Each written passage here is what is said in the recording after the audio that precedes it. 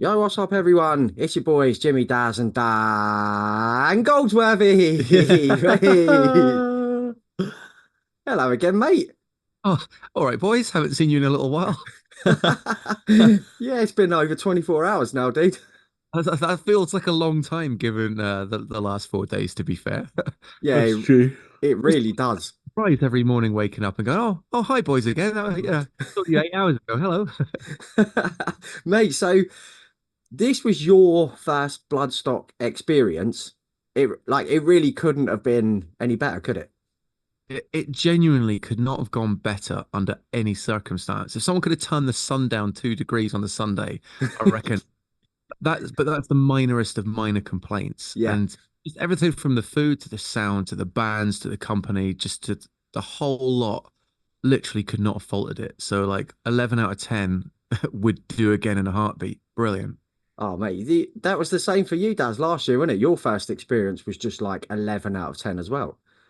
Yeah, I mean, I think what Dan touched upon when we were talking as well, like I don't know, yesterday was just like, I'm not ready to go home. I kind of like feel at home here.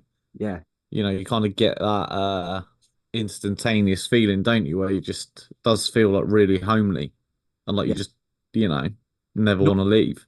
yeah, Not being ready to go home is exactly right. And normally at these sort of things, you're so tired, you've seen so much stuff, you're just itching to get back. I mean, even on a great holiday, but absolutely with that, if that had been another 2 or 3 days, I don't think I'd have been that fussed by it, especially as we all obviously had the luxury of having a nice little shower and a breakfast in the morning as That's opposed that, to that's true. thinking and what have you. But yeah, wasn't ready to go home. Yeah, that's when you know you've had like a great time. Like you said, Dan, like it's something you can get a bit tired while you're there, but second you get home, you're like, oh my God, I wish I was back in the field with all my mates and Yeah, 100%. amazing bands. It's just like a little break from real life for a bit, isn't it? It's brilliant. Yeah. And I completely managed to decompartmentalize all of the sort of any sort of stress, whatever it was in my life, was literally out of the window. And I don't think at any point I thought about it at night, during the day, or whatever, which was wonderful. No, same mate. You're just in a little bubble, aren't you, of music and friends, and it's just the best, man, every year. Um, so before we get into like our weekend at Leicester, let's go through because Bloodstock now have this brilliant tradition every year where they announce a shit ton of bands for their festival after. It's such a great way. We spoke about this, didn't we? It's such a great way of doing it rather than drip feeding three or four bands every few months. There was 19 bands announced for next year, including three headliners. So Trivium will be headlining the Friday, Machine Head the Saturday, and Gojira the Sunday. I mean, it doesn't get much better than that, does it, for headliners for that festival? Well, I think they've gone all out for next year, haven't they? Yeah, yeah, man. I mean, bloody hell. I mean, we were saying like with Gojira coming off of the back of that Olympic performance, that's pretty massive.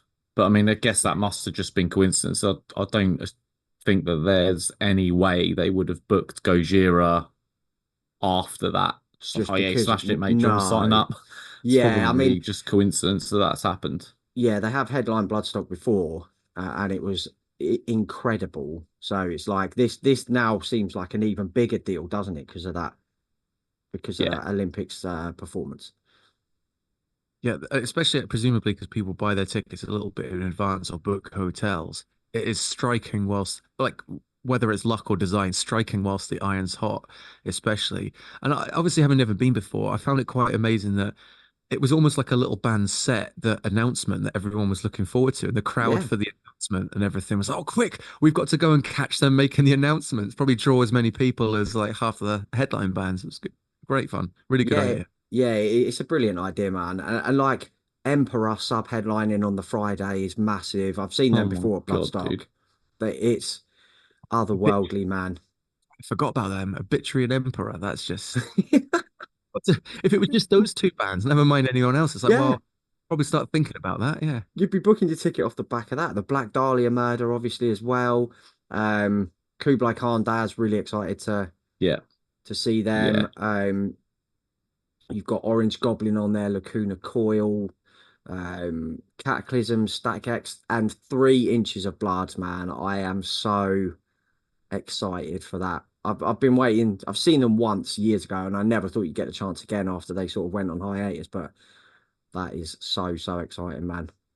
Yeah, I What's think everyone's buzzing for that, aren't Yeah, pretty much all those bands that you just listed as well are all sort of legacy bands to an extent. As in, they might not feel like it, not legacy as in Iron Maiden, but they've all been kicking around at least 20 to 25 years, which shows the longevity of them, really. oh Because yeah, obviously, man. they? it's incredible. Just, they all feel like, oh, they're sort of bands for my growing up, bands for my growing up. They're still relevant today, but Yeah, they've been on the go for a long time. So it'll sort of tick multiple boxes of being not just a sort of, oh, there's sort of, let's go and see them because I used to like them. They're still on the top of their game or high up the top of their game. But at the same time, remember seeing them when you were 20 or 25 or but yeah. For people of our vintage, it is it's such a fucking brilliant announcement already, and that's like there's a however God knows however many more announcements to come yet. So bloody hell, mate, what an absolute flyer 2025's off to already. Um, so let's get into this weekend then, lads, because what a weekend it was. Dan, I believe your adventure started Thursday evening when you started that long descent from Aberdeen down to Derby. I believe you met up with a certain Mr. Sneak for a curry on Thursday. Is that right?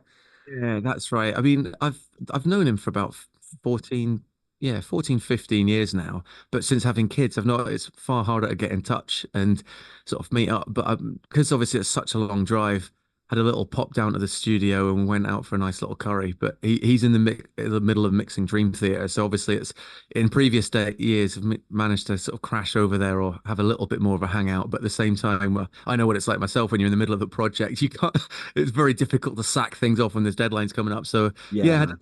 curry and sort of yeah, scoped out the studio and seen how it's changed in the last few years, which is not all that much really. But obviously lovely to catch up with him because I don't think I've seen him in person since he's been in Judas Priest. Obviously spoken to him a ton of that. So it was nice to have get a few little snippets of stories about being on tour with them and whatnot. So yeah, Not a fun bad time. way, not a bad way to start Bloodstock weekend, is it? Hanging out with an actual musical legend. Yeah, definitely. I mean, because with all the what you find talking to all these people, well, I'm sure we'll get into the other folk that we've met along the way.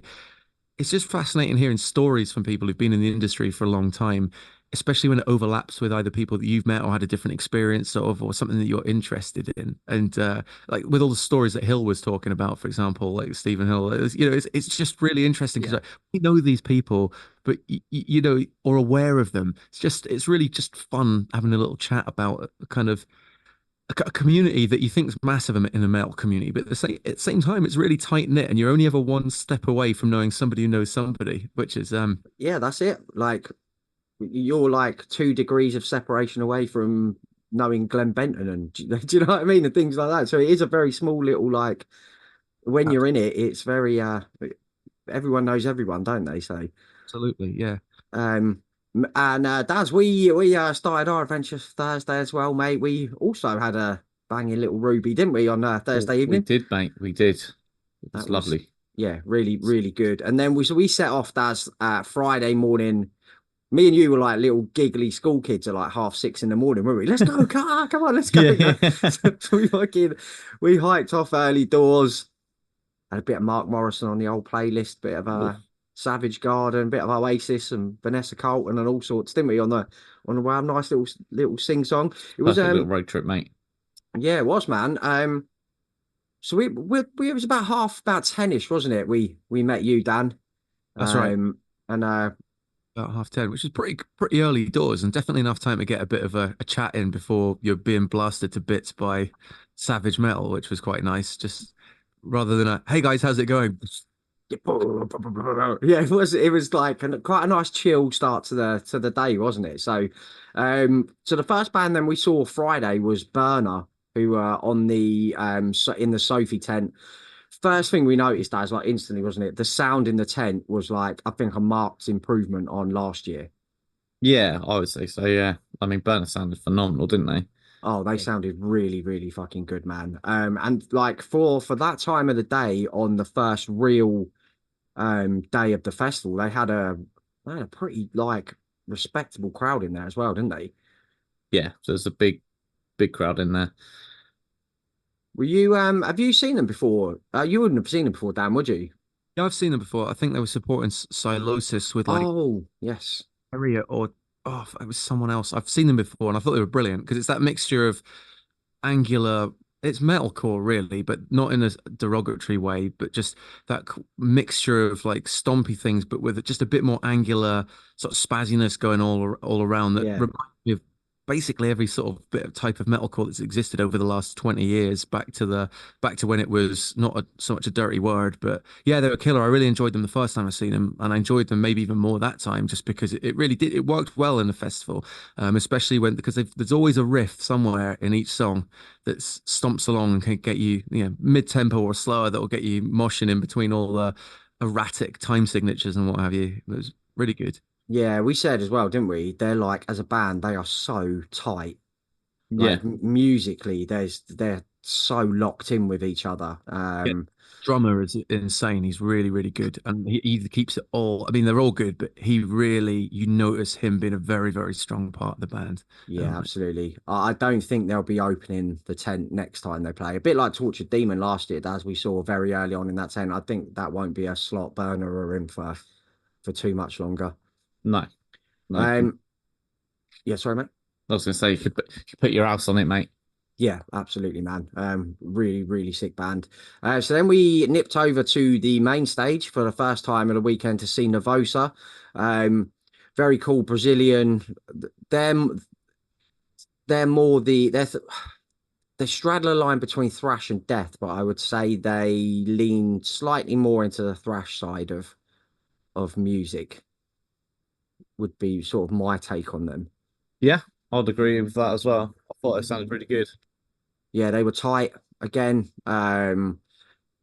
Good good stage presence and like again I think the main stage sounded really great all weekend as well, and they came across like really well and had a pretty again Yeah, very big good crowd. yeah, a very good crowd for that time of the day. So we Green Lung were the next up, but we sort of only managed to catch bits and bobs of them because me and Daz were poised like hawks waiting for the Hatebreed signing queue to Yeah, open up. So we were like this, weren't we? yeah. I mean, Staring at that sign. And yeah, the second Hatebreed went up, we were over there. But what I did hear of Green Lung was that they're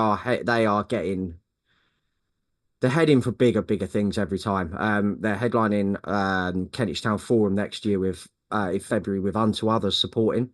that's massive, isn't it? Yeah, which is a great bill. I'm going to try and definitely get to that. But yeah, Green Lung are heading for much bigger things, I think. So yeah, we managed to get our Perseverance CD signed. That was bucket list, wasn't it, Daz? That was one thing we were like, if anything else, that has to happen this weekend. Yeah, that did. Yeah. And Dan, you finally got to meet Mr. CD. Jasta, who you've been doing work for a little while now. That was fucking cool, wasn't it? That was, yeah, we sort of spent the next little while after getting it signed running around. Because obviously, when we were in the tent, I forgot my Supremacy CD, fully intended on getting, because I just ran out the door last moment. And as soon as I got like about 2 minutes down the road, I was like, oh no, never mind. So, but a nice little hello in the signing tent, which was great because yeah, we were all sort of joking. Would he recognize me? Because there's not that many photos of my face online, but he sort of he did. If he didn't, he did a pretty good job of going, "Hey!" As soon as I said who I was. But Yeah. yeah, it was funny in the next half an hour or whatever, sort of chasing him around as he was serving out potatoes and around backstage, and he clearly was doing a lot of PR stuff, though you could tell. So Yeah, Yeah, man. yeah, it was good to sort of at least be within the vicinity, even if it wasn't quite the hangout that we got with other people. You got some nice shirts though, didn't you? He was kind enough He to did. chuck He some Hatebreed shirts your way, man, which was really cool of him. a yeah, lovely long sleeve as well that went in the bag and then came out later when it got a bit colder at about like 10 o'clock at night, which actually did the trick. Rather than going on full hoodie for a little while, I was like, well, stick on a longie over all these cut-offs that we did a pretty good job of representing over the course of the week. Yeah, one of my favourite moments was seeing him up in the Mr. Spud van. Spud's a medal. Like it was fucking it was so funny. So we shot off then to the main stage. So I didn't really have Rotting Christ down on my list of bands to see, but Mr. Stephen Hill from True Cult Pop was adamant that we went that we went with him to see Rotting Christ. And they were really fucking good. Yeah, I Like, wasn't expecting. Well, I didn't have any expectations actually, really. But yeah. I mean, as soon as they finished in it, Jim, we were just like, oh, gonna have to dive into that discography again, aren't we? that's exactly what we were saying, mate. Yeah, Yeah. they were really impressive. Have you seen them before, Dan, or did you know too much about them as a band? I've checked out the odd song and the odd album over the Mm, years. They've been kicking about for a long, long time. I never went yeah. hard as well. I remember lots of little stories about them as well, about getting kicked off tours that Dave Mustaine was involved with, and there was three songs on it, those sort of little bits and bobs. And I got a few songs off samplers over the years, and always liked them enough, but never deep dive. But that they were it sounded brilliant. I was sort of listening to them, absorbing it a bit subconsciously, because they were the only band that I saw pretty much their entire set, but didn't see any of their entire set because Steve Hill, who obviously dragged us along there, was telling me a billion stories. So I was like, I spent the whole pretty much the entire set chatting to him, which was nice in and Yeah, it of was itself. cool, man. But it meant I sort of got a peripheral enjoyment of Rotting Christ despite standing in front of it wasn't like off the side of the stage. We had a pretty good view in the middle there for Yeah, them, we didn't we? really did. Yeah. They've got like they're one of them bands, when you discover a band so late in the game, and they've got like a really daunting discography, haven't they? And you just don't know where to start. But I think the general consensus was that Rituals from a couple of years ago is a really good place to begin. So I'm going to dive into them, I think, over the next couple of months and see where we end up. One band we did have expectations for. One band we knew what we were going to get. Fucking Hatebreed, man, on that main stage, 30 year anniversary set. This was your first time seeing them, Daz, wasn't it? Yeah. Ma- Yeah, it was Was it weirdly. everything you wanted, mate? Yeah, I mean, it's just incredible, isn't it? How a hardcore band from Connecticut can just end up being like one of the biggest bands in the world. And the set list was just fucking all the anthems, wasn't it? It was You know, rammed full of them, mate. Yeah. The oh, last what a band. songs of like Perseverance, I Will Be Heard, and what was it, which was last, and then one before as well. I can't Oh, they remember. did Proven into Perseverance, didn't they? Like, That was right, man.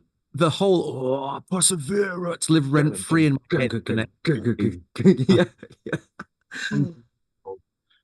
that was Oh, one of the that was one of the probably maybe more than any other band that played over the weekend. I think that was probably the one that collectively our little bubble of how much we enjoyed it and how long we've been into it and our probably consistent appreciation of that band was like locked in. Like it was a Venn diagram that would have been an eclipse, just like like all of us were buzzing at such an yeah, equal amount for the entirety of the set. And you said yeah. it best. You were like, that was the quickest hour of my life. And it was. It really flew by. I was like, why have they only played for about 25 minutes? They haven't. Just unbelievable. Yeah, man, and they touched on all eras as well, didn't they? There Yeah, was it a was few perfect. like Satisfaction tunes. Daz, we were saying on the wow, weren't we? How underrated the self-titled is, and they played a Yeah, couple of tracks off there. yeah, It was just a perfect hour. Like yeah. I could have watched 2 hours of that easy. Yeah, they really picked the songs really well for that. Yeah. So yeah, like what a band. I'm hoping they'll be there for their 40th anniversary because they don't see, there's no signs of slowing down there, is there? Especially with Jamie. So and then we went back into the Sophie tent for one of the bands that I was so excited for, like one of my most anticipated, Eternal Champion were in. And Daz, so we got a photo pass last year, didn't we? And we Mm, didn't really know what to do with it because it was our first time, wasn't it? We were like, yeah. oh, that's cool. So you brought your camera along this time and was down. Um, was this the first band you went into the photo pit for? I went into the photo pit for Burner, Oh, yes, got a of couple of course. burners, and then yeah, Yeah. then this one. Eternal Champion were absolutely fucking brilliant.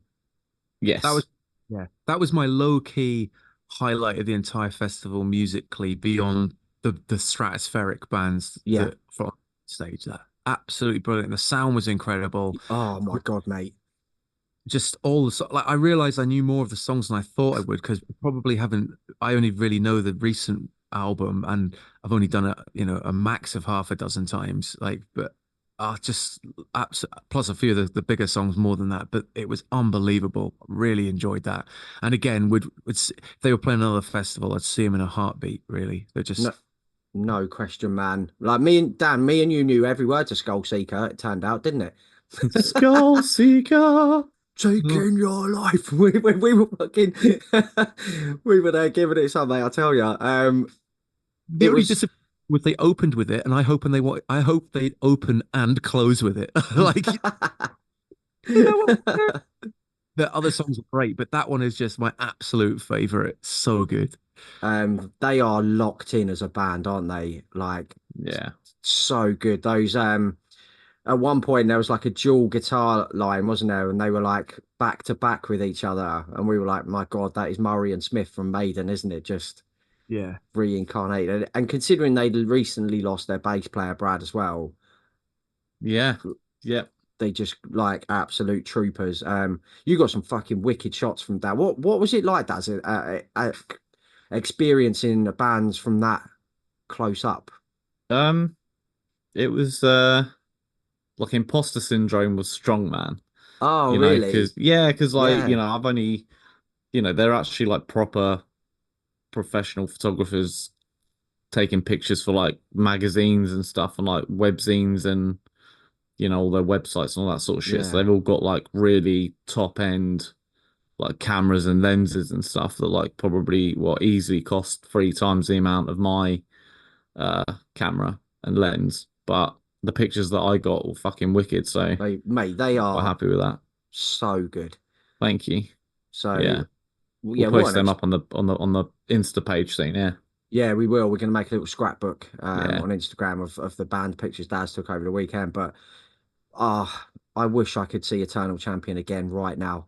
Like, Yeah. I really Imagine. do. They were fucking brilliant, man.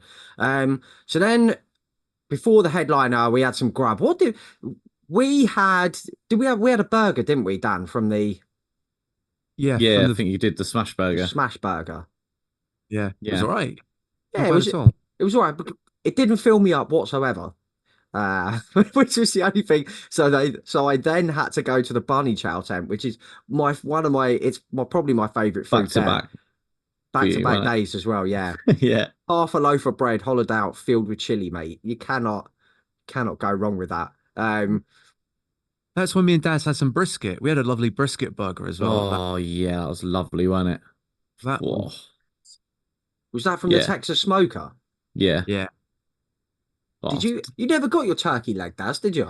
no, I forgot that they were like 25 quid, so I thought, fuck it. Dad, I was like, yeah, I don't think I want a turkey leg. I forgot they were 25 quid. in the Yeah. sort of price that's like 25 quid, it's like, it's all right. Probably don't need that for a second dinner. I mean, they are, yeah, exactly. And they Second, yeah, are it was. fucking massive. Like, I don't understand how they're so big, He'd been walking around the whole honestly. weekend. Like, remember when Homer Simpson was eating that massive sandwich for about 6 months? And Dad's been walking around with a big turkey leg on him. I just kept it in my bag, mate. Just nipping it out whenever you get when you get Yeah. a package. Clump someone over the head with it if they've been like disrespectful. So then Friday's headliners, Opeth, were a band that we were obviously all really looking forward to. But I at one point I remember during Drapery Falls, me and Daz looked round and Dan was like a kid who'd just seen Father Christmas's sleigh fly Yeah. past this window. Like they Yeah. were incredible. I wish I could bottle that 9 or 10 minutes of Drapery Falls, watching them live in that great weather, the sun coming down. Just had a great day with your mates. You, first day as well, so there's no sort of real tiredness. And I mean, I love their whole set. I'll be honest with you, that was actually one of the most. I've seen millions of bands and gigs over the years. That set was some of the strongest memories already and most enjoyable things I think I've ever experienced. Drapery Falls, especially, is one of my favorite bits of music of all time. But it's just, yeah, literally tear. Like there was some point I could feel my eyes glaze over a bit because the Mate, yeah. sound was unbelievable. They played so Yeah. tight. it was just it was just perfect, perfect, perfect. It Like, was. yeah. And I don't mind being like I don't care if I look ridiculous in those situations. Like I'm fucking enjoying myself. If people don't want to hear me singing, they'll have to move 6 feet away because you just what to do at those things really. But it was spectacular. I And wish this, I'd filmed some of it, really, to be honest with you, because it was a joy to behold. You know, yeah, like it was just the true essence of, like, like a kid going to Disney World for the first time. it Yeah. felt like You know, it's in the first time I've seen Opeth, but just the situation and the sound and everything. And I think for me, it was like they chose such a good set list, at least to my particular taste, but obviously to everyone else's particular taste, that there was no lull in it because there wasn't a single second of it where you're like, oh, I can't remember what that album's or oh, they've taken one of the new ones that I don't know yet or anything. It was No. just absolute classics. well, the fans voted for it, Dan. Yeah, They that's put that. they put the thing up, didn't they? Yeah, and old Mick Ackerfeld was on fucking pure form, wasn't he? Just like, yeah, and Oh, here's another one that we wrote about 30 years ago, but obviously we're doing something wrong now, so Yeah, the re- you just want to hear this shit that we played like 20 years ago. No problems. that's right. And we caught their whole set. They were, I think I can still remember it was like Baying of the Hounds, Yeah, oh, In My Time of Need, which is one of the sort of softer ones, which I love. Probably I was surprised that was in the set list. What Ghost of Ghost of Perdition. Perdition. Yeah. Maybe there was one other in there, but then they finished on Deliverance, which we sort of left halfway through it to just sort of go and beat the crowds on the way out. But again, that was one of Deliverance those is ones. amazing. It was just unbelievable, especially as it's one of their heaviest songs, and it was just incredible. And again, it was one of those ones you could sort of hear the as you're wandering out of the sort of the arena, just sort of you could still hear it pretty well. So it was a pretty nice little bit of entrance exit music. So the As we set list was the Grand Conjuration into Demon of the Fall, into Drapery Falls, into In My Time of Need, Hair Apparent, Ghost of Perdition, into Sorceress, and then ending in Deliverance. Like Wow, forgot even about.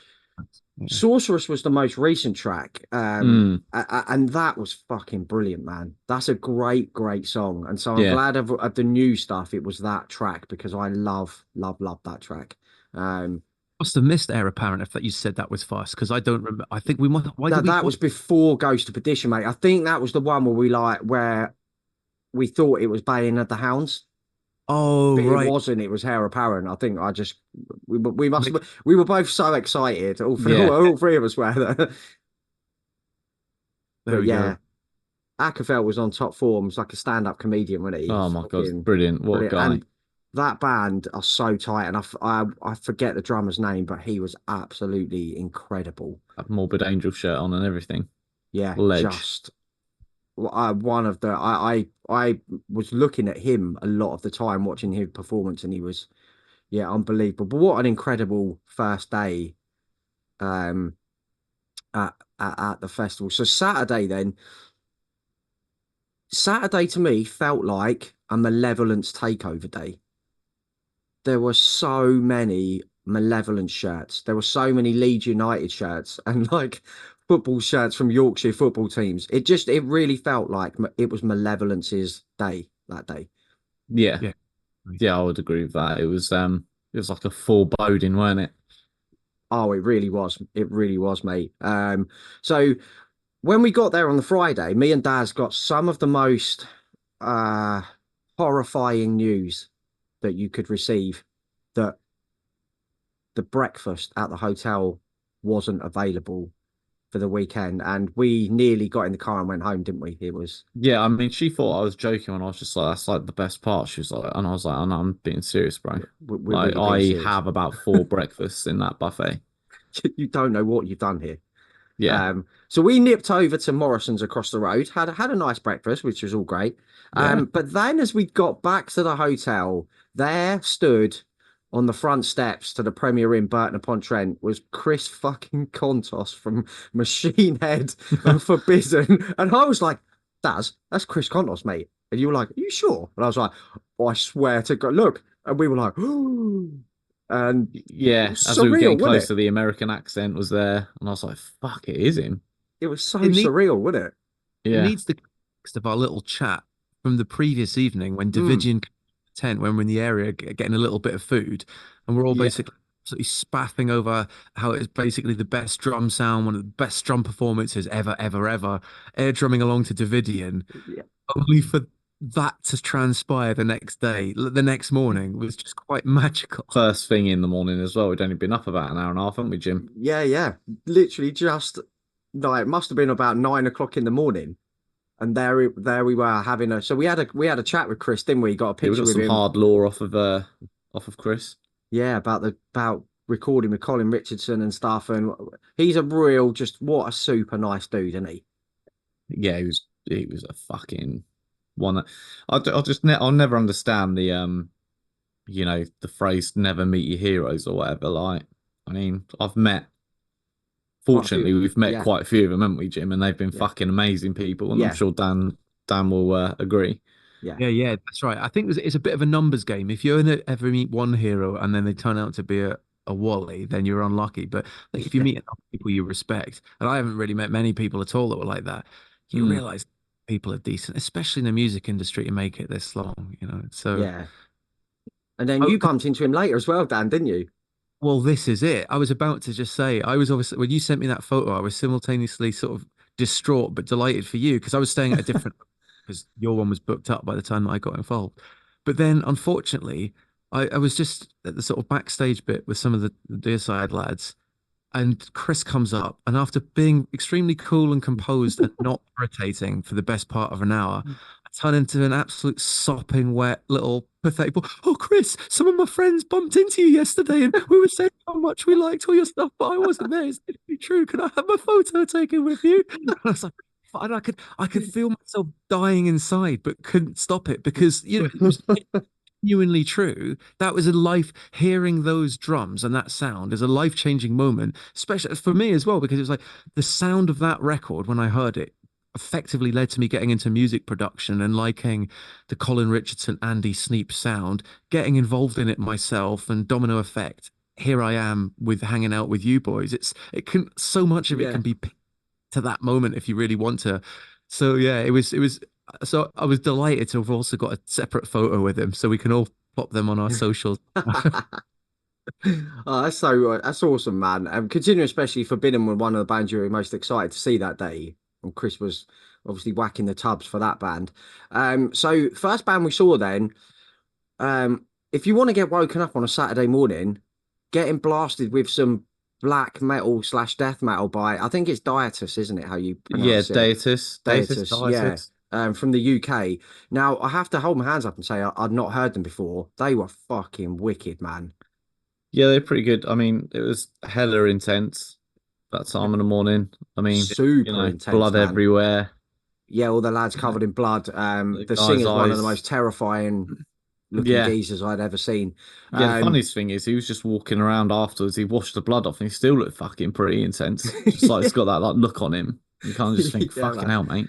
Yeah. They sprang out of Norway mid to late 90s in terms of how they looked and sounded. And then it's like, oh, apparently they're from York, which is probably why I didn't hear much talking between sets. Like, hey, up, lads, this next song's called about like raping a goat or whatever.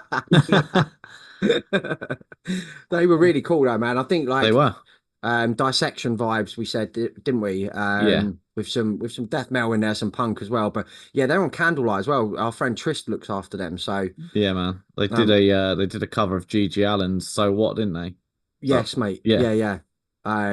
And they were really good, man. Like I love when you get a nice surprise like that Yeah. on a festival bill. So next up then, Daz, you shot off again down into the photo pit where and me and Dan stood by the mixing desk and watched Crypta. They were wicked, man. Um, the album stuff translates live. They've got a real cool stage presence. Oh, Um, yeah. just a It really, really good band. That mix of sounded like, brilliant. yeah, they did. Like again, Sounded brilliant. the sound on the main stage for most of the bands we saw was tip top, wasn't it? Yeah. Pulled a massive crowd, They, massive, massive, massive. As soon as yeah, they came out, everyone's like cheering and screaming, and they're gonna be massive. That band. You yeah. can I see think like, there's bigger quite festival quick. bills for Yeah, them. definitely. Yeah, good, real good stage presence. And yeah, just like we really liked the album Daz, didn't we? The last one that Yeah. came out last. Was it? It was last year, wasn't it? Was it earlier this year? Can't remember. I wouldn't like to say because I looked at Malicious Intent from Malevolence because we thought that was last year and it was 22. Oh, Time's time just flying, flies, isn't it? man, isn't it? That's Yeah, that's the really, problem. That's it the really problem. is. Yeah, but they were really cool, and I think if they make that step from the debut to the second album, if they make that step again to the third record, I think they're you're looking at big things from Crypto, Like, you know they are. You know they are. 100%. I reckon, yeah, because thinking about it, it's not even on my list that I've written down to check out. So I think it might have been the tail end Oh, of or midway through last year. Mm. But it all blurs into one once you're a million years old, doesn't it? That's the problem. yeah. Oh, it does, mate. When you're listening to thousands of albums all the time, it's like, who knows? Um, so Dan, a band you were really looking forward to, mate. Thrash Yeah, Legends Forbidden took to the main stage. You they were enjoyed the hell out of that, didn't you? they were one of the handfuls of bands where I was like, regardless of what anybody else was doing, I was going to go and watch their entire set. And obviously, after your little run in with Chris Kontos, who I didn't actually even know was on the drums for them at the moment, um, that sort of doubled it for you to go, well, oh, Yes. this is interesting. But I'd been Yes. selling. I know our mutual friend Nige would have been there with his fists in the air. But yeah, I've been for years because their second album, Twist into Form, one of my was one of the first like, the lesser famous thrash records that made opened up an entire world of, oh wait, it's not just the sort of Metallica, Megadeth, Slayer, Anthrax, Sepultura sort of list of stuff, or Testament and Overkill and Exodus. We've all Yeah. heard of those bands, but there's bands that a little bit below that never just quite made it that are just as good. So their first two records were brilliant, and I was hoping they'd play just stuff off those records because they suffered a little bit later in their career when the grunge and sort of Pantera and Alice in Chains and everything sort of ruined all the thrash bands. That's nothing against Pantera and Alice in Chains, obviously, just what happened. Yeah.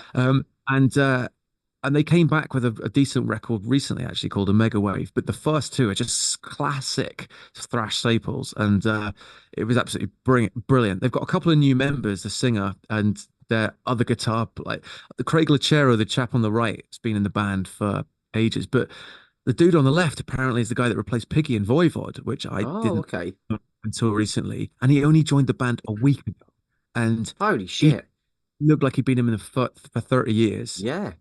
And the singer as well, it's like Norman Skinner, I think his name. He replied the original Forbidden singer was kind of legendary, Russ Anderson, but he nailed all his bits. And I was in my element for their however long they were for. Other than the fact that they got Chalice of Blood was chopped off the end because the previous band had run over by 5 minutes or something. So I was Yeah. nudging Jim, they're going to play Chalice of Blood. It's the classic song. It's the classic song. And then looked like an absolute mug when they went, oh, apparently that's our set finish. But Do they you know what's were, really funny, Dan? We saw our mate Tony on Sunday, and he was like, Forbidden were great. I can't believe they didn't play Chalice of Blood at the end. Like he was exactly the same as you. I heard sort of through the grapevine, through the back that it was 100% on the cards. They were going to do that and something else actually, because Craig Lachero just come out and said, "Oh, we've got something special for you planned next." Oh no, it's not. We're off now. But Yeah. they were going to do something else. I got told what it was, but it escapes me. And played Chalice of Blood, but they were pretty unfortunate. And yeah, another band that we'll get to pretty soon. I'll let you chat about. They nearly got their set cut short, but just managed to sneak it in. Oh, The okay. G band. I don't know. I don't know if we're getting to them next. Yes. Yeah, yeah. All right. So yeah, Yeah, I'll, so that band that yeah. we were all stoked for Deicide on the main stage. So Dan, your buddy, well, our buddy now, what a man, Jeremy, from Inhuman Conditions does the sound for Deicide. So, um, obviously you had sort of ties to the band and bits and bobs already, but uh, they were fucking brilliant. You Yeah. don't know sometimes what you're going to get with a legacy band, do you? You're like, is it going to be sort of a pale imitation of what it once was? And you'll go away thinking, oh, it was okay. Deicide were absolutely superb, man. Yeah. They sounded fucking amazing as well. Yeah, Like, they really did. because I was sat there thinking, fucking hell, Benton, like, what's he gonna do? You don't know, I do was you? thinking, fuck me, is he gonna open his mouth and say something really fucking stupid, or is it just going to sound all blown out and like, because they'd only just got in, didn't they? Like I think you said, Dan, or They news literally had got to turned us, up, didn't it? That they kind of turned up, turned landed like, up that morning.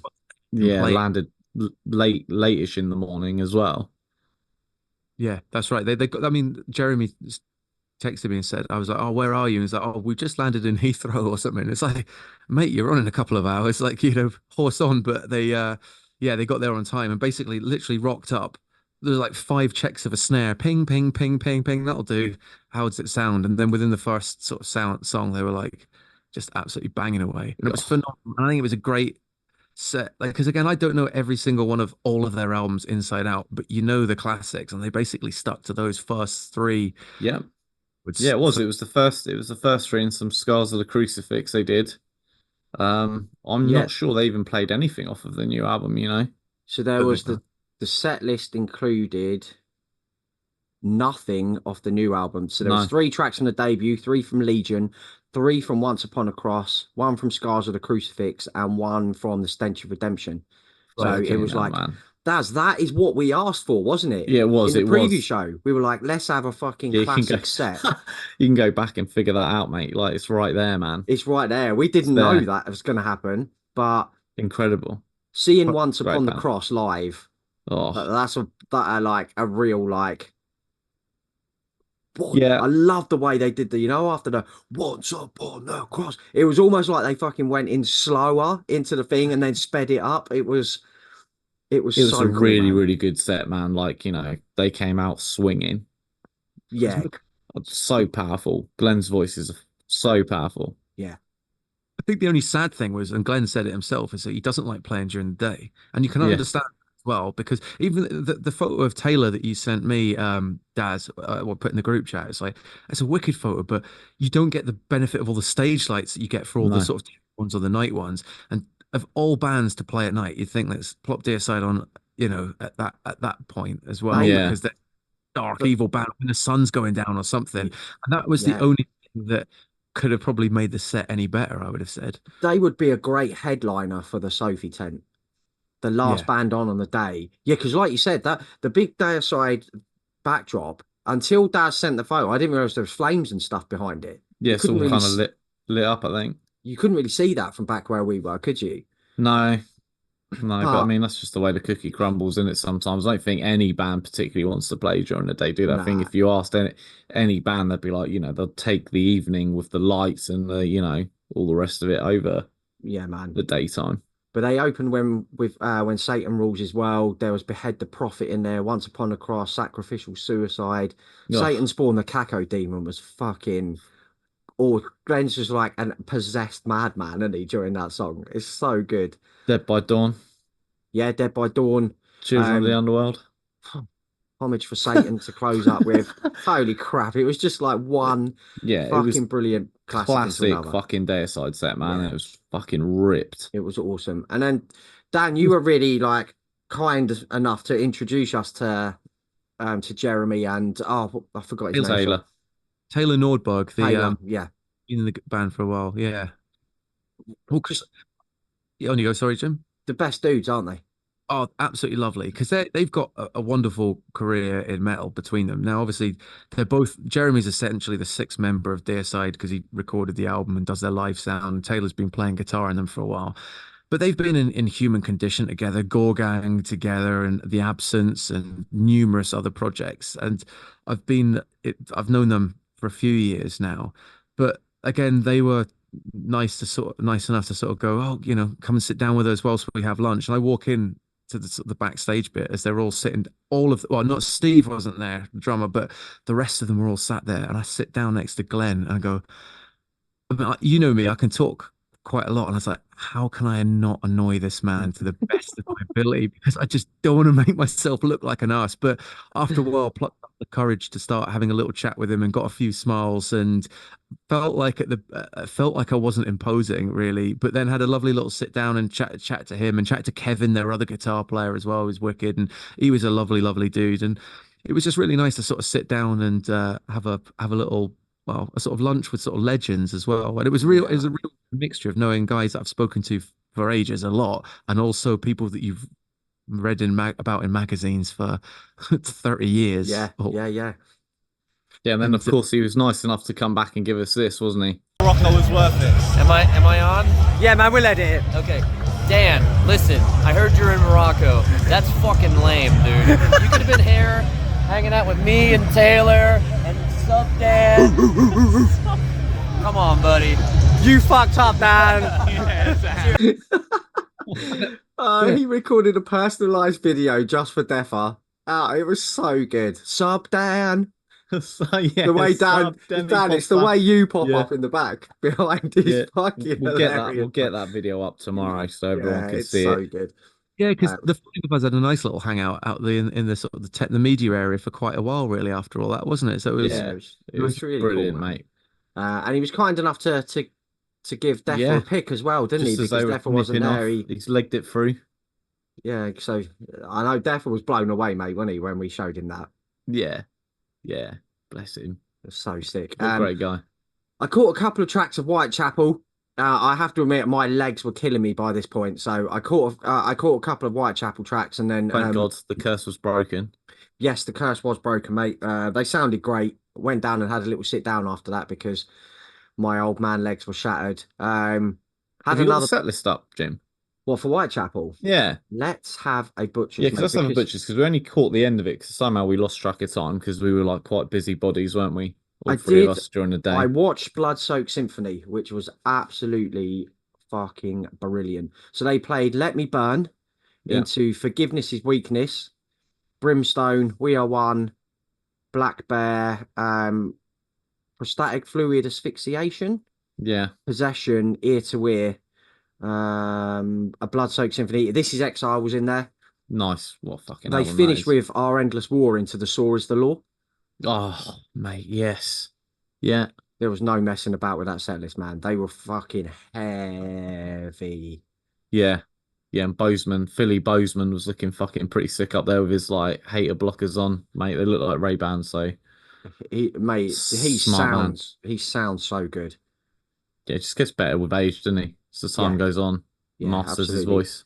I wish my legs hadn't been aching that much so I could have stayed and watched most of them. But I then went and got another loaf of bread with chili in it, which was fucking banging. What did you boys eat on Saturday? I can't remember. I went for the Japanese gyoza because we met Brad and Nath, didn't we? Yes. They're like, tell you what, mate, this fucking chicken gyoza, mate, is top tier nosh. And they weren't wrong, mate. That was the best thing I had all weekend, for sure. Like the best. It was the best, mate. Hands down.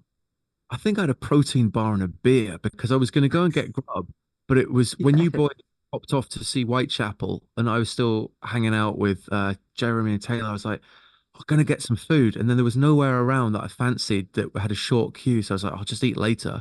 So basically, I kind of got past the hunger stage and just saw it out without wilting somehow. So I can't even remember if I had dinner. Maybe I think I might have grabbed. You didn't, man. I remember you saying now. Yeah, you didn't eat. You didn't eat. Which is not, that is not like me in any capacity. So I think you brush shoulders with the devil basically at that point. So like, I guess your appetite subconsciously was just dissipated, mate. Evil don't need to eat. Full of boat spirits that saw me through.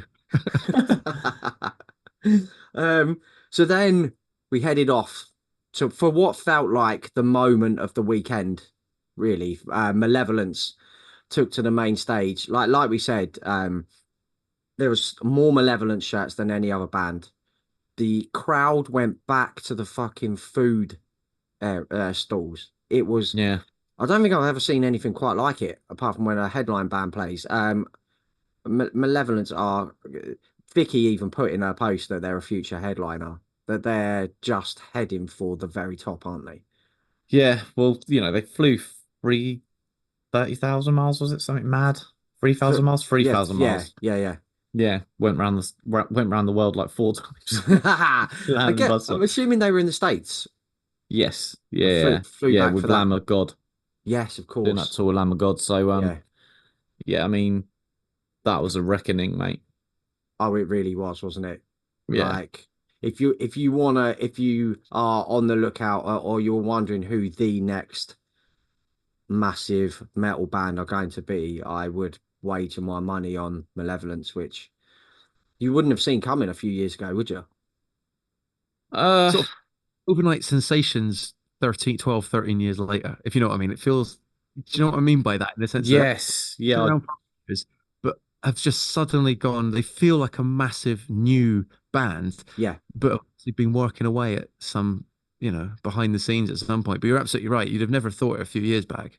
no, hard work just pays off, doesn't it? yeah. They've done it And all they're on their own backs as well. So yeah, they're an incredibly talented bunch of musicians. Alex just commands the stage, doesn't he, as a front man? He's just yeah, such a massive presence about him. Um, and I mean, they had a circle pit that went round the sound desk. yeah. Do you know what? I can't wait for the videos to be uploaded to the YouTube channel No, because me I'm gonna either. watch the shit out of that, man. That was like that was actually a legendary set. You know, back Yeah, forward in 10 years, I'd be like, do you remember that legendary time where fucking Malevolence did that thing? it felt like that, mate. We couldn't Yeah, really get a view of how big it was from where we were, kind of towards the side, weren't we? yeah. So you couldn't really get a grasp of how It was an big impenetrable wall, mate, it was. of An bodies. impenetrable. You were fucking weren't getting anywhere near. I mean, it was hilarious because like it kind of like we were sat there watching them, weren't we? And then like this, it kind of opened up a bit, and like this guy kind of came crawling out on his hands and knees, and like Just basically like collapsed in front died at our feet. It was I it, just looked at you, Jim, just like, it was unreal, wow, man. yeah, They dropped a riff off. They said the new album is coming very, very soon. But they played Malicious Intent. Still Waters Run Deep was massive, wasn't it? yeah, Um, Serpent's Chokehold. Dan, your favorite, Self Supremacy. Oh, yeah, yes, I missed that because I didn't catch their whole set because again I was sort of mingling for a bit of that. But I was talking about how much I think it was because I loved their first album when it came out, but didn't really get into the band at all until one of you boys put Self Supremacy on the sort of gym playlist mix episode, and I was like, this goes very, very hard indeed. Yeah. And I really wish I. That's probably one of my few regrets of the weekend is not getting to see that song in particular live, just because Uh, that yes, bit of course, just unbelievable. mate. Yeah.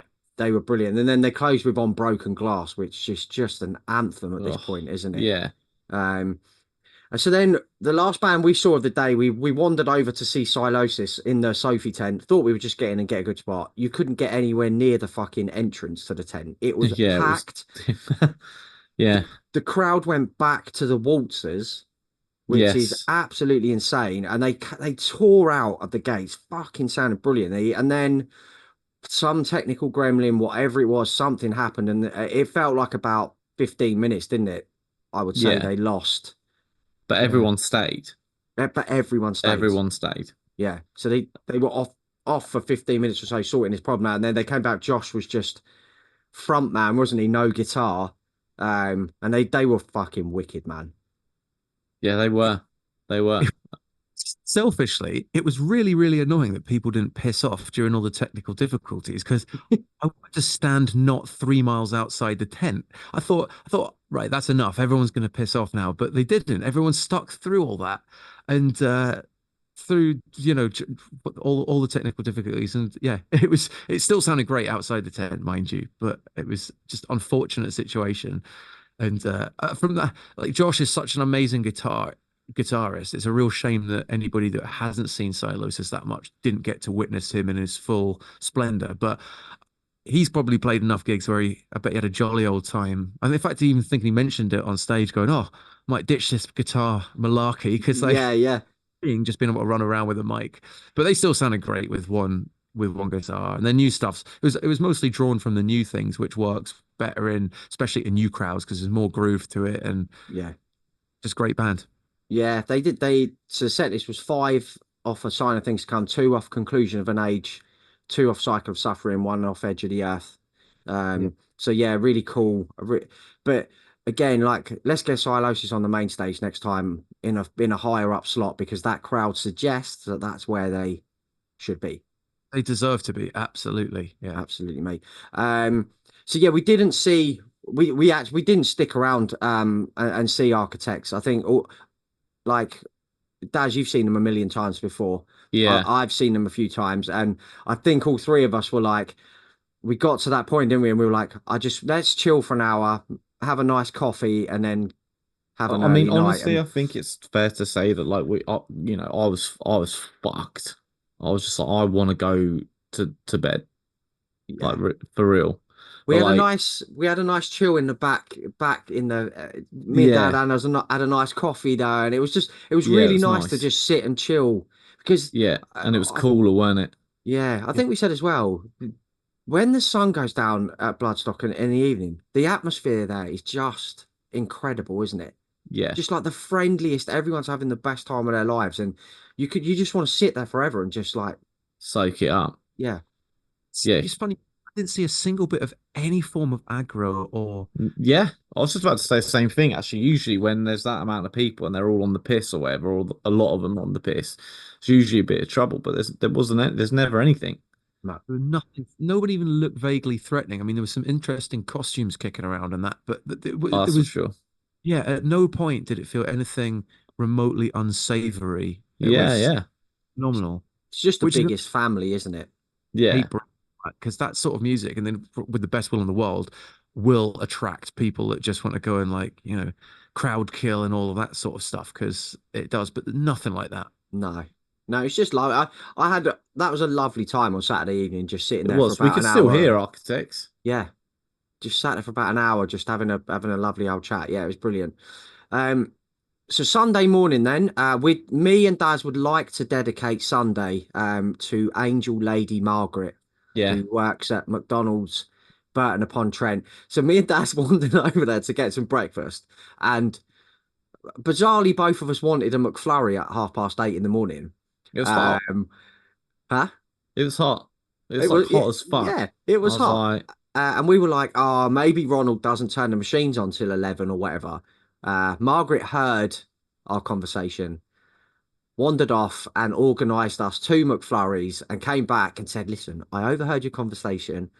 I've sorted you out some McFlurries. So, yeah. I mean, Margaret, that was amazing, wasn't it? what a lovely That was lady. amazing. She was doing God's work, and like, she was a massive ice cream fan because she told us all about the best ice cream place in the world Yep. being somewhere in Scarborough on the coast, like there. I think Yeah. she said, didn't she? She did. And we told her that one day we would get a group of us like the Avengers and go down to this magical ice cream parlor in Just her for name. her. Yeah. So thank you, Margaret. This episode is dedicated to you. So we got to the site. Dan, you're one of your most anticipated bands of the weekend. Raised by Owls. Yeah, It's big friends of yours. good friends, and obviously I did their album cover artwork. And you boys had some sort of interviewee type stuff to go and do, but Yeah. they were. I think it was like I heard that they set a record attendance for the most amount of people to go and see an opening band on the main Yes, stage, I Crowd read was that. massive. It was massive. and they were absolutely phenomenal and hilarious. And Sam's mum got up on stage, and she's sort of like become this sort of figure of love, I suppose, for everyone around the scene for all the videos that they plop her in. But it was just brilliant, and it's a sort of, as they said, this is your hangover cure, because as much as Deities, for example, were really good, it's the sort of thing. It's crazy going into a festival and the first thing you're doing is being pummeled by like very serious, intense black and death. Yeah. But what they're doing, it is still it's death grind, really. But it's probably, I describe it almost as it's festival death grind with a party atmosphere and a real sense of fun and enjoyment. And everyone seemed to have had a blast. And I tell you what, genuinely, I'm not saying this due to any involvement. If the Saturday was Malevolence's day, if you looked at the number of t-shirts, I think the number of Raised by Owls shirts on the Sunday probably more than anyone. Their old Jesus, there's sort of the Cradle parody shirt they had. Jesus was probably an all right chap or whatever it was on the front. Yeah. That was amazing. Yeah, what a genius move that was. They sold out of everything from the back, which, bear in mind, those shirts were selling for like 50% more than you would ever see them out in the wild otherwise. Was just Oh, yeah. phenomenal. Yeah, it was great, and they're a lovely bunch of guys, and they're local as well because they're Derby based as well. So they they almost feel like they should be the resident Sunday morning band to get everybody back in the spirit of things because it's impossible to feel miserable when that stuff like that's going on. And to me, that's half of the thing about a festival, really, isn't it? You want to be in a good mood rather than Yes. like rather than miserable. But yeah, that was brilliant. And their signing stuff all went really well as well. You couldn't believe it for sort of a small local band that like this the queues for their signing stuff was out the door. But yeah, so well done them. And you got to see your Alan Partridge up on the main stage, up on the main screen, Dan, which was pretty shitty zombies. Zombies, yeah, Alan Partridge. Like it's if you think about it, it really is quite surreal that I've drawn a Yeah. sort of thrash picture of Alan Partridge and it's been projected on the main stage at Bloodstock. And they did a song called Dance Like Barney Greenway, and there's with my picture of Barney Greenway, but with a lovely sort of big pink heart round him, sort of stuff. And it was just brilliant. And again, they were sort of one of those bands where you wish it lasted for longer because it's such a sort of it's just such a good time and it puts a smile on your face and then it sets you up for the day. So yeah, Yeah, a cracking because we all in the nicest way possible. The Sunday was the weakest lineup of the 3 days. That's not to Yes. on any band that No, was no, playing. not at all. It's just not to our taste, I think, more than anything. Yeah, but it was nice to have a few things at least to look forward to. Yeah. Well, probably maybe one more, particularly for you guys, which Oh, goodness me. Well, so me and Daz were sort of running around, hanging out with people. Like shout out to our friend Nathan, who'd come all the way from America. He was doing a bit of a tour around the UK, but he made the trip up to Bloodstock. He was a good dude. Finally met our friend Harry after 2 years of trying to meet him. So shout out to you guys. We were playing the ABC box game with a few people. So we were running around doing a few bits, weren't we, Daz? But Yeah. I think everyone we spoke to was so excited for Grove Street on that Oh my Sophie God. tent, and oh my fucking God, like you were kind of hoping that the crowd would be decent, the sound would be good, and everything about that 40 minutes or whatever it was just perfect. Yeah. I mean, inflatables. Dinghies, Someone was yeah, in the inflatables. They had the executioner guy come out, chopping people's heads off and singing. and singing, just fucking ripping that mic up. You got all up into that asshole, Larry. It was literally one of the best 40 minutes of the whole weekend. They were fucking brilliant. And like you said, Dan, that kind of music is perfect for a festival. Yeah, it It's is.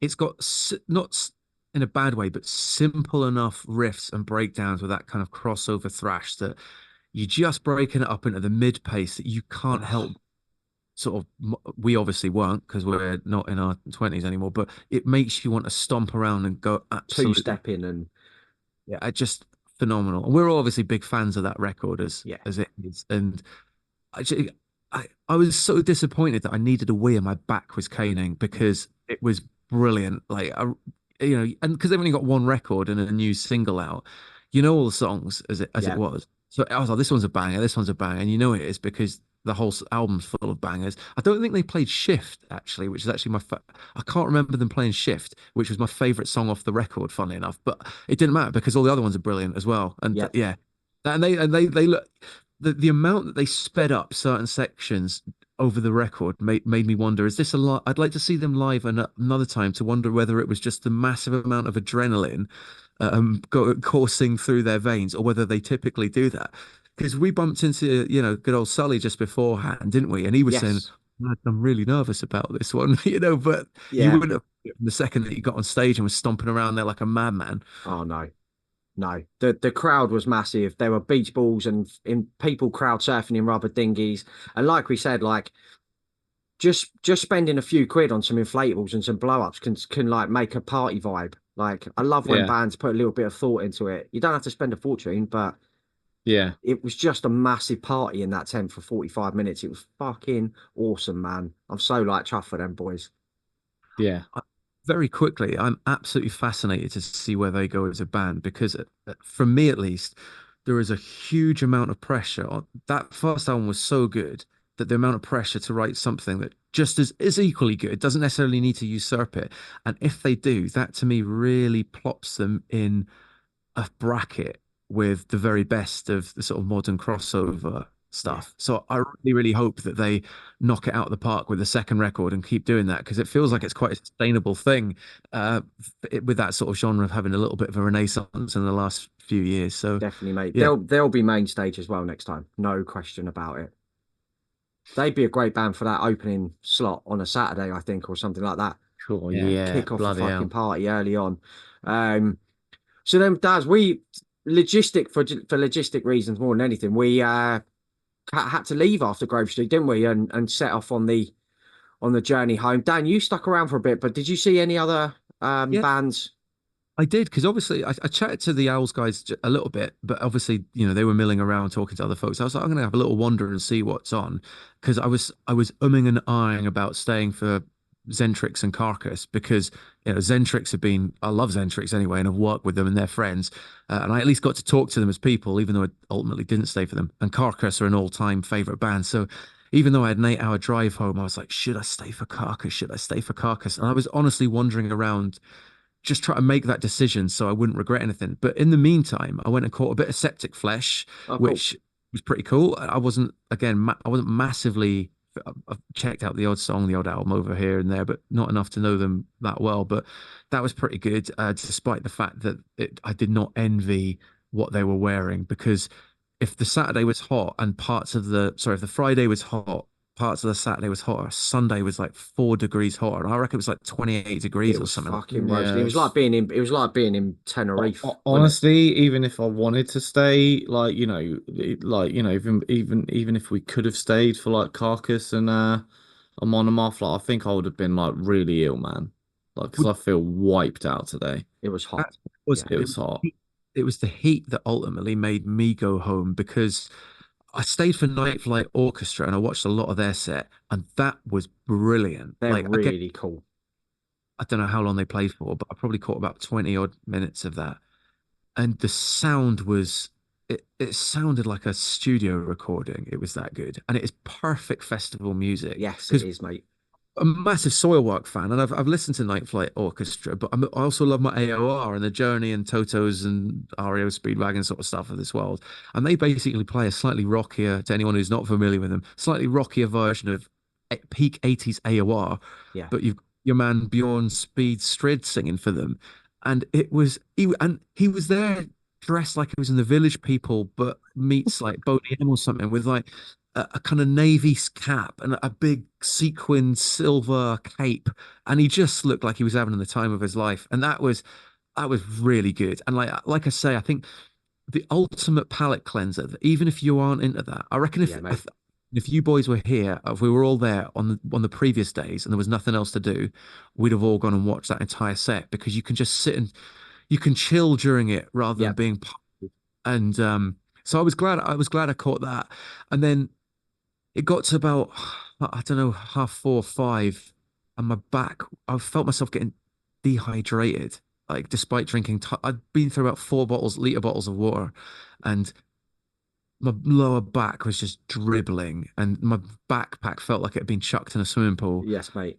And I stood there at the entrance to the VIP, and I genuinely did a few circles going, shall I go back to the car? No, let's not. Let's go back. I'll go for another wee and see if I can commit to seeing Carcass and Zentrix. And I eventually just went, you know what? I'm going to go home now, because I think I texted you boys when I was at the service station in T-Bay grabbing a lovely little cheese and onion pie, saying I'm absolutely furious that I didn't stay for that. And then about 4 hours later, when it got to midnight and I'm driving home and still got another hour or two to go, I'm like, yeah, I didn't regret that. It was the right decision after all. But You made the Yeah. right call, man. Yeah, you Like, made the right call. Yeah. heartbroken, because Zentrix and Carcass would have been easily in my bands. If I'd have been there, I would have watched their entire set regardless. But it was just at Sunday night, bad timing. Well, I'm going to do a year's worth of yoga, stretching, strength training to make sure that I'm in peak physical condition, because there's no way we're leaving on Sunday afternoon next year. So No. we're there for the full 3 days. But yeah, Bloodstock, again, just the best weekend of the year. Massive thanks to Kirsten from Cosa Nostra, as always, for sorting it out for us and just for being the best, really. Yeah, I mean, they all do such a massive amount of work behind the scenes and stuff, don't they? And don't always get the flowers that they deserve. No, absolutely, mate. But yeah, the best weekend, and next year's going to be even bigger, even better. Deffer will be back with us, so there'll be 4 of us there. Fingers crossed, having the most wonderful time. But Dan, you didn't think we were going to let you go, did you, without playing the bit of the ABC box game? Oh yes. Here we go. Get ready for some very contentious answers. Here we go. We were playing this all weekend. We were gonna do Dan's, but me and Daz decided behind the scenes that we were gonna do this at the end of this instead. So we've got 5. I've gone for 90s tracks for you, Dan, because this is our era. So the first one, you know the rules to the ABC box game. Yeah. A shit, C brilliant, B in the middle. Yep. So first track, Pantera, Cowboys from Hell. Oh, that's a tough one. I think growing up, it would have been 100% easy C. I, it's a it's a box B for me, which is it is definitely a bit overplayed. It's not one of their better songs, and I don't put it necessarily on any curated Pantera playlists. But I feel that consigning Pantera in any circumstances to box A feels a bit poor. So it would be B for me. Like Walk would maybe be A just because I've heard it infinity times, but it's never an A track. It's a C track that, yeah, I'm gonna, there's the danger of getting on the fence. So I'm gonna go with box B. Yeah, box B for that, I'm afraid. Nice. Okay. Sepultura, Roots, Bloody Roots. Yeah, that's another B because again, for in almost different way from the Pantera one.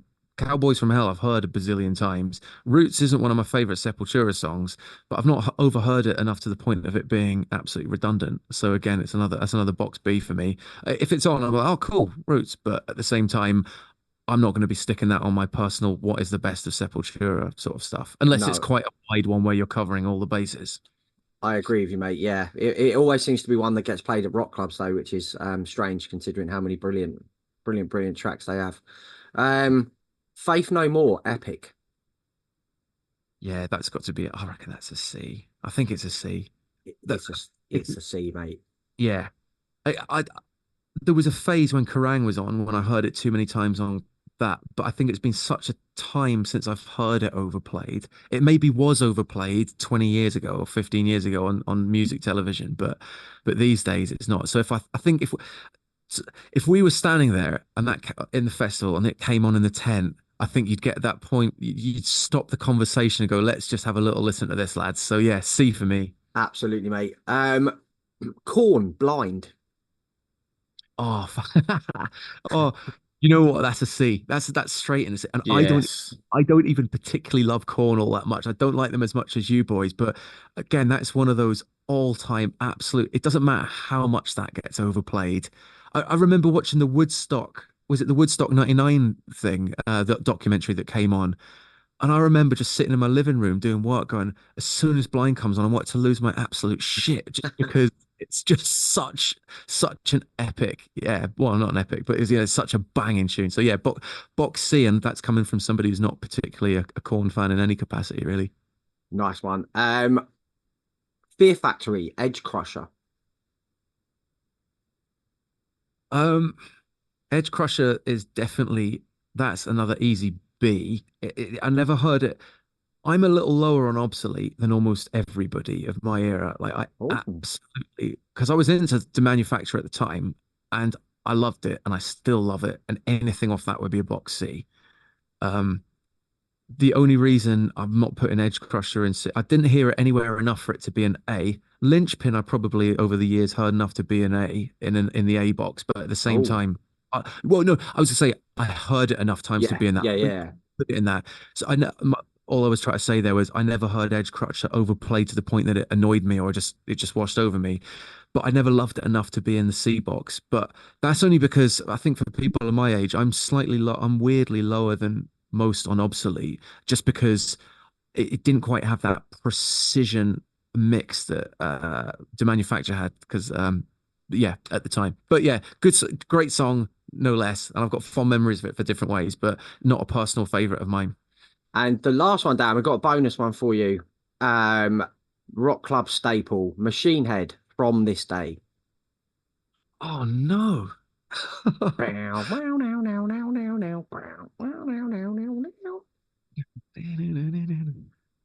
Time to say, believe this in me. You know what? I'm going to approach this one a little bit differently because again, it's far from my favorite Machine Head song. But I think I never had that overly thrust upon me in my youth. And I reckon that if it did come on in a rock club right now, I'd probably plop it in the C box because be delighted. Yes, of course It it's a C, Dan. Yeah, it is not objectively the sort of cream of Machine Head's output. But if that came on, I would be buzzing. Maybe I think by that logic, if I'd had about 2 or 3 beers, Edge Crusher would be pushed up to a C. But yeah, I reckon that was probably as contentious as I could get, really, is by putting Burning Red era Machine Head in box C. But I'd be buzzing if I heard that again. It's been too long. I think much like Epic, it's been too long. So the Yes. thought of it, like It's not been ruined, has it? So I mean, very quickly, I find I default to B so much for this because I like pretty much all of these songs, Yeah. but the overplayingness does this the sort of one thing that dulls it for you, which I appreciate is the name of the game, but it does make it really hard because just listing off Bs is like a bit of a boring answer. So yeah. we'll revisit this again, Dan, this game. So I'll try and think of some more contentious tracks for you. But Dan, it was the best time hanging with you over the weekend, mate. It was great to finally to meet you, and it was cool. It wasn't just briefly. It was for good 2.5 days. It was the best time, man. Amazing. No, thanks Next year. Really good fun. And felt like we've known each other. Well, we kind of have in a way, but felt like we've known each other for years after about Yes. 5 minutes. Yeah, you said that, didn't you, Jim? We said exactly the same thing, mate, on the way home. So yeah, next year's gonna be bigger and better. Defra's back. But yeah, post festival blues have really kicked in now, so I cannot wait for next year. But yeah, thanks everyone for listening to Bangers and Mosh, the podcast for heavy music. We'll be back again very soon. But until then, party on, dudes. Party on, guard. Party on, Wayne.